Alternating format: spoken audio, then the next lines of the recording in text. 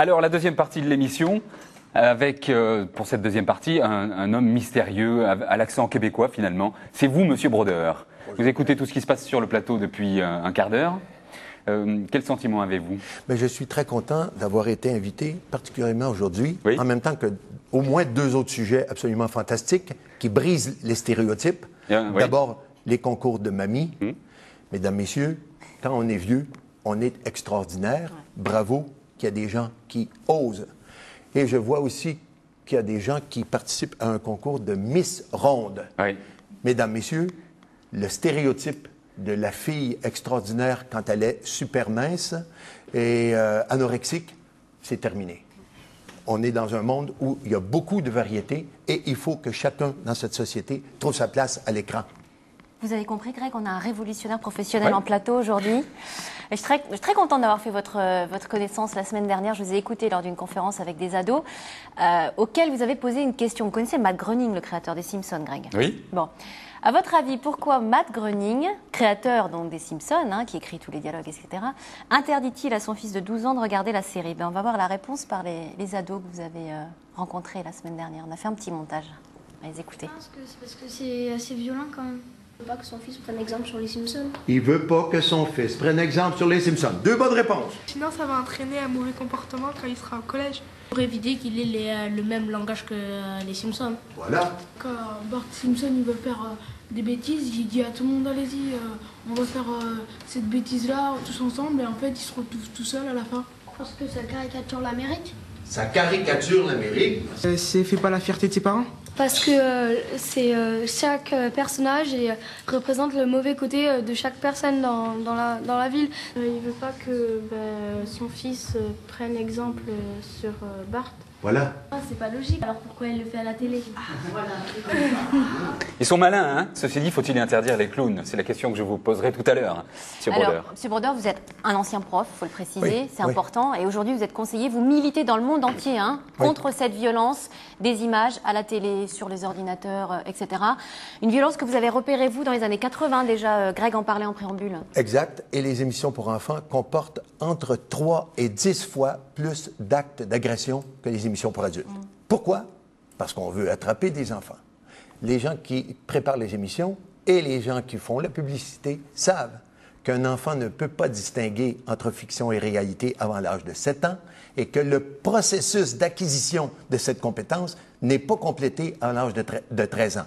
Ce qui fait que ce que les enfants voient à la télé, il ne faut pas l'interpréter uniquement dans l'espace entre la vitre de l'écran et les yeux de l'enfant. Il faut l'interpréter avec les intentions conçues, planifiées des industries qui sont derrière ces écrans et l'impact qu'il y a sur le cerveau des enfants. Est-ce qu'ils deviennent tous méchants ou est-ce qu'ils imitent tous Bart Simpson? Mais non. Mais ils deviennent tous, peu importe l'âge, désensibilisés. Ouais. Et quand ils sont désensibilisés, quand quelqu'un souffre autour d'eux, ils l'ignorent. Alors, il y a ça, et puis il y a cette banalisation des mots. Et des mots vulgaires, des mots méchants. Vous posez des questions qui dérangent à ces enfants. Vous leur demandez est-ce qu'ils se sont déjà fait insulter avec des mots très forts. La plupart disent oui, la plupart vous disent que bon, c'est pas très grave. Ça, pour vous, c'est grave, en fait. C'est grave parce que quand ils sont désensibilisés, ils ne réalisent pas. Non, mais on a tous lu La Guerre des boutons. Et dans La Guerre des boutons, les gens se traitent de verges molles et de choses comme ça. C'est aussi très dur. Greg, je vous félicite de votre courage d'avoir osé poser cette question. Voici maintenant la réponse. Qu'est-ce que je peux risquer? Quand on est un papa et une maman, on s'inquiète du temps qu'on consacre à converser avec nos enfants. Or, ce temps de conversation entre les parents et les enfants, il diminue.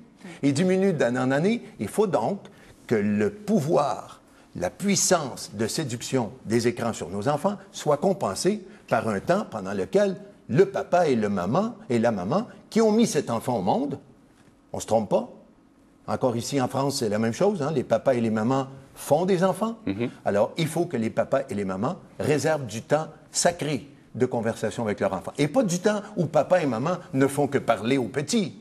non du temps où on écoute ce que nos enfants ressentent. Alors vous êtes le créateur, on va dire entre guillemets, du défi sans écran. C'est vraiment un outil pédagogique que vous essayez de mettre en place dans les écoles. C'est un engagement mutuel entre les enfants, les profs, les parents. Pas d'écran pendant 10 jours. Est-ce qu'on peut y arriver? Est-ce que vous croyez honnêtement que les enfants d'aujourd'hui, 2011, sont capables de se passer de télé, d'ordinateur et de téléphone portable? Alors, précision, il faut 3 mois d'entraînement de jeunes pour que le sevrage se fasse de façon victorieuse. La deuxième, c'est qu'aucun enfant n'est obligé de le faire. Alors, quand les parents arrivent à l'école et ils entendent dire qu'à l'école, on prépare les enfants à fermer les écrans, ils viennent à l'école et ils sont pas tous heureux. Il y en a, comme Greg, qui ne comprennent pas du tout pourquoi on fermerait les écrans. On a tellement de plaisir devant ces écrans. On ne pourrait plus voir Sophie Wanis, c'est dommage. Voilà. Alors, notre objectif, c'est de pratiquer avec nos enfants un match.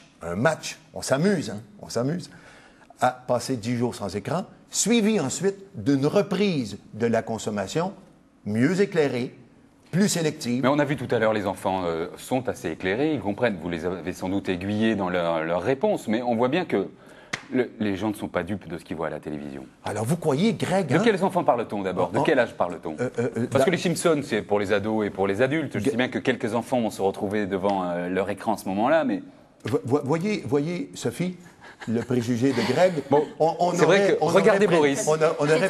On aurait prétendument aiguillé les enfants. Mais non, pas du tout. Ces enfants qu'on a rencontrés, ils avaient 12-13 ans. Oui, 12 ans. Ouais. La plupart de ceux qu'on rencontre, ils ont 6 ans, 7 ans, 8 ans.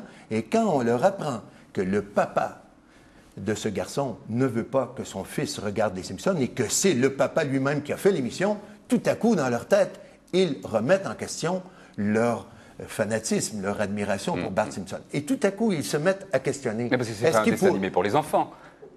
Voilà pourquoi il ne veut pas ça. Mais parce que l'émission Les Simpsons n'est pas une émission pour enfants. Exactement. Alors pourquoi les enfants le regardent-ils? Parce que les parents, ils pensent qu'il n'y a pas de dommage. Et nous, puisqu'on n'a pas accès directement à tous les parents, si on pouvait tous leur parler, tous les parents de France, on les entre dans un auditorium et on leur explique, les 3/4 comprendraient. Il y aurait peut-être un quart des parents, comme vous, Greg, qui ne comprendraient pas.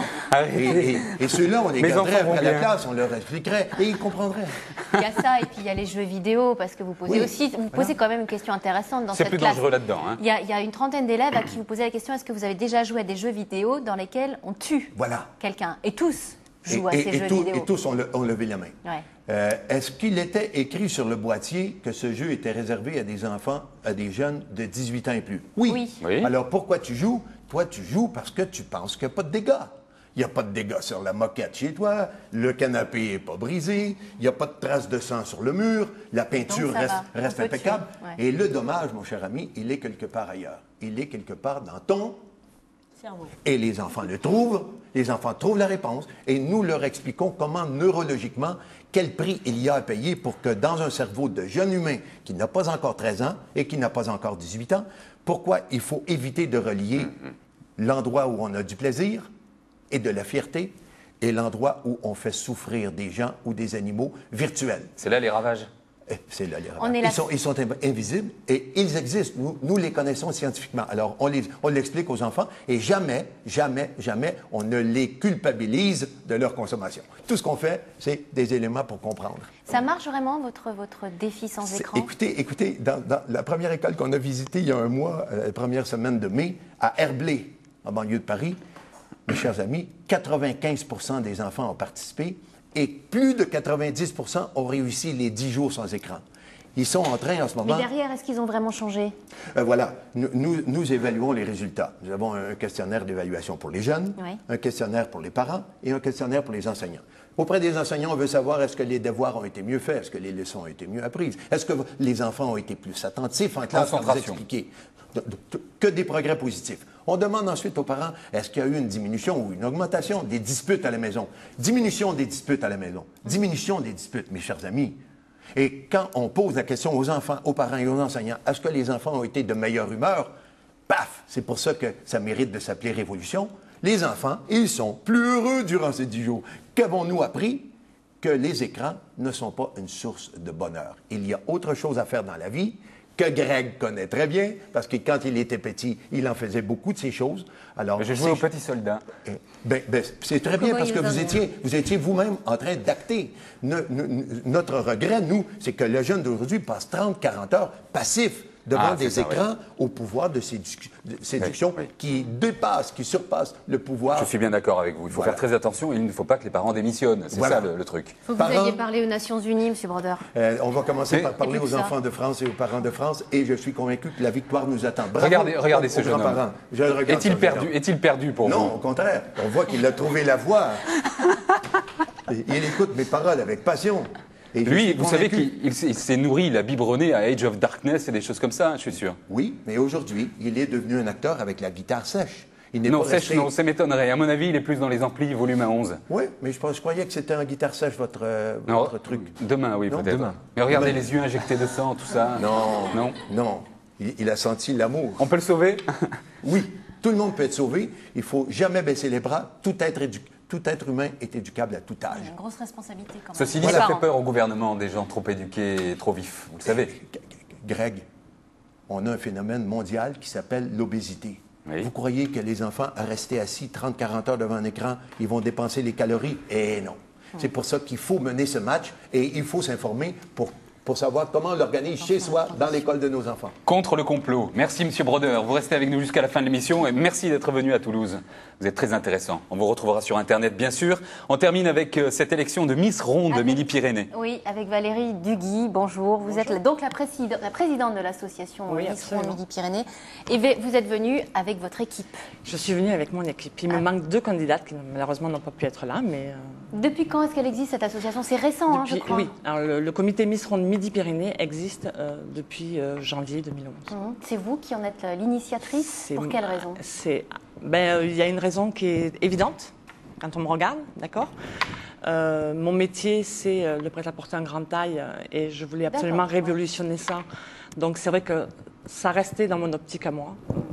Dépoussiérer ce milieu-là, faire en sorte que l'on puisse voir d'autres beautés que toutes celles qu'on peut voir À la une des magazines. à la une des magazines. C'est ce que disait M. Broder. tout à Voilà, l'heure. exactement. Et montrer aussi aux jeunes, comme disait M. Broder, que voilà, on peut être ronde ou rond, pour les garçons aussi. On peut essayer de s'assumer sans pour autant que ça devienne catastrophique.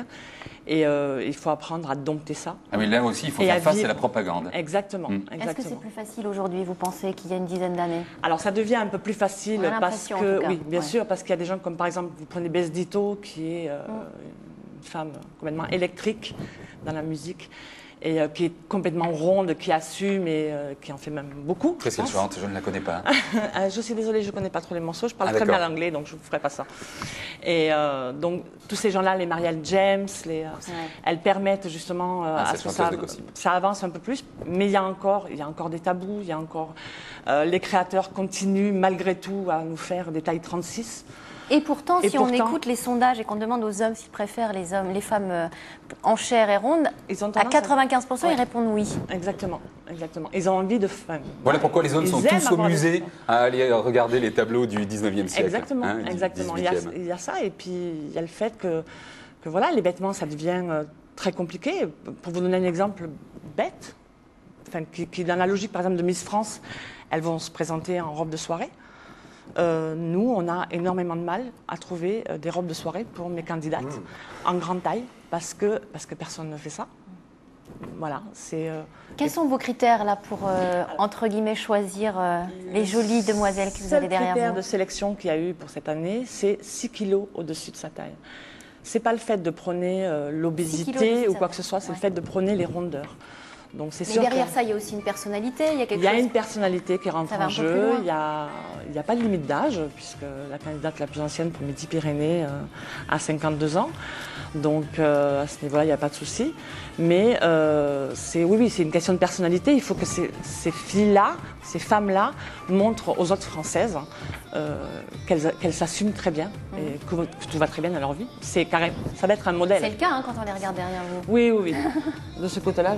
Le cinéma américain également s'occupe de ce genre de contre-propagande pour que les gens se sentent mieux dans leur peau. Oui, c'est vrai absolument. que comme c'est un phénomène aux États-Unis, il faut bien que les gens soient heureux pendant 5 minutes. Au cinéma, peut-être, non? Qu'est-ce que vous en pensez, Monsieur Brodeur? Mais moi, je suis totalement d'accord et je pense que le fait que vous osiez organiser ce concours et que vous, mesdames, acceptiez d'être candidates, je pense que ça devient un exemple pour les enfants dans nos écoles. Parce que les enfants un peu ronds dans nos écoles, mes chers amis, ils souffrent. Ah oui, énormément. Ils souffrent des sarcasmes et des moqueries des autres. Bien sûr. Et j'aimerais qu'il soit des millions en train de nous écouter ce soir pour que vous sachiez, vous jeunes qui nous écoutez, que quand vous êtes ronds, vous êtes magnifiques. Demain, d'ailleurs, nous interviewons Monica Bellucci. Mais c'est une autre histoire. Très bien. Dommage, j'aurais bien aimé venir. On termine une minute et demie. Rapidement, vous cherchez une salle pour l'élection en septembre, c'est absolument. important On ça. cherche une salle, donc 17 l'élection se septembre, passe hein. exactement le 17 septembre. Alors on cherche une salle qui puisse nous recevoir et, pour organiser donc cette élection. Oui, parce que Donc, vous avez toutes les candidates, il vous manque toute la salle. J'ai les candidates, on a beaucoup de choses, mais la salle nous fait défaut pour l'instant. Bon, et bien l'appel est lancé. Il vous faut l'appel quelque chose est un peu lancé. cosy quand même. Quelque chose, oui, on aimerait bien quelque chose d'intime parce que bon, il va y avoir des petites choses, il va y avoir un peu de spectacle aussi parce qu'il faut aussi que ça soit une fête et que ça soit quelque chose d'agréable. Donc voilà, donc une salle, on ne demande pas le zénith, on n'en est pas encore là, dans quelques années peut-être, mais pas pour l'instant. Merci beaucoup. Why not? On va terminer donc. Il y a un site internet, non? On a vu tout ce qu'il faut. Il y a une adresse mail. Très bien. Merci. On termine donc avec le big bisou pour revenir à la discussion avec le jeune Boris, qui est perdu pour l'humanité, mais qui encore a de beaux jours devant lui quand même, comme post-adolescent. Alors là, c'est Catch and Twist qui reprend un célèbre tube de Carlos. Big bisou, et je pense que ça sera le mot de la fin.